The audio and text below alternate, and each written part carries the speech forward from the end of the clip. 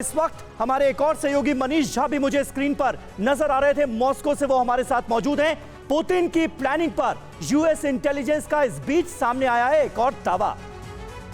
Ukraine में लंबी लड़ाई लड़ना चाहते हैं व्लादिमीर पुतिन, यह कहा गया है यूएस इंटेलिजेंस की रिपोर्ट में। पुतिन कीव पर कब्जे के लिए कर रहे हैं बड़ी प्लानिंग। कीव पर कब्जे के लिए क्या वाकई रूस ऐसा चाहता है? क्या पुतिन कीव पर कब्जा करना चाहते हैं? डोनबास से मोल्डोवा तक कब्जा चाहता है रशिया, यह कहा गया है अमेरिकी इंटेलिजेंस की तरफ से। खेरसोन की नहरों का पानी क्रीमिया पहुंचाना चाहते हैं पुतिन, यह दावा है यूएस इंटेलिजेंस का। तो पुतिन की महत्वाकांक्षा क्या है और अमेरिका के खुफिया विभाग ने क्या कुछ कहा है, ये आपको बता देते हैं।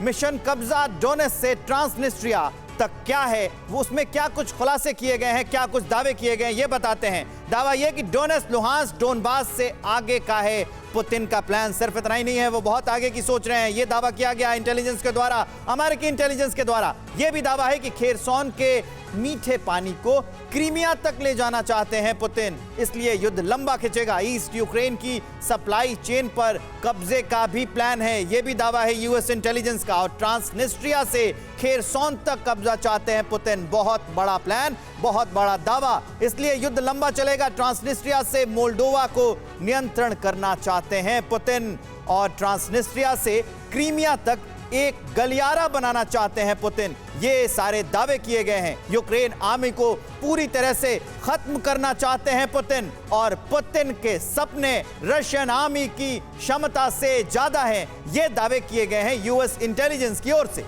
यूएस इंटेलिजेंस ये दावा कर रहा है। और आइए आपको ये भी बता देते हैं कि ट्रांसनिस्ट्रिया का जो रूस यूक्रेन युद्ध में जिक्र हो रहा है, आखिर वो इतना ज्यादा क्यों है, उसकी वजह क्या है? यूक्रेन और मोल्डोवा के बीच में ट्रांसनिस्ट्रिया मौजूद है, और ट्रांसनिस्ट्रिया इसीलिए महत्वपूर्ण हो जाता है कई स्ट्रेटेजिक लिहाज से भी, रणनीतिक लिहाज से भी इसे दुनिया मोल्डोवा का हिस्सा मानती है।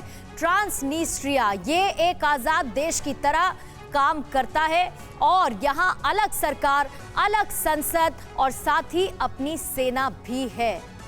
पूरा इलाका रूस समर्थित ताकतों का गढ़ कहा जाता है। यानी कि यहाँ रूस, पुतिन अपने आप में स्ट्रॉन्ग है। 1500 रूसी सैनिक, जबकि ट्रांसनिस्ट्रिया के करीब 7500 सैनिक यहाँ पर मौजूद हैं। यानी दोनों ही, रूसी सैनिक भी मौजूद हैं और ट्रांसनिस्ट्रिया, जैसा कि हमने बताया, इसकी अपनी सेना है, तो 7500 वहाँ के सैनिक मौजूद हैं। और इसे कोबासन इलाके में रूस का 20,000 टन विस्फोटक रखा हुआ है। ये कोबासन इलाका है, पूर्वी यूरोप में सबसे बड़ा विस्फोट का भंडार भी यही है, और इसी लिहाज से ट्रांसनिस्ट्रिया महत्वपूर्ण हो जाता है। ट्रांसनिस्ट्रिया में रूसी बोलने वालों की तादाद सबसे ज्यादा है। रूस इसे फ्री गैस और यहाँ के बुजुर्गों को पेंशन भी देता है।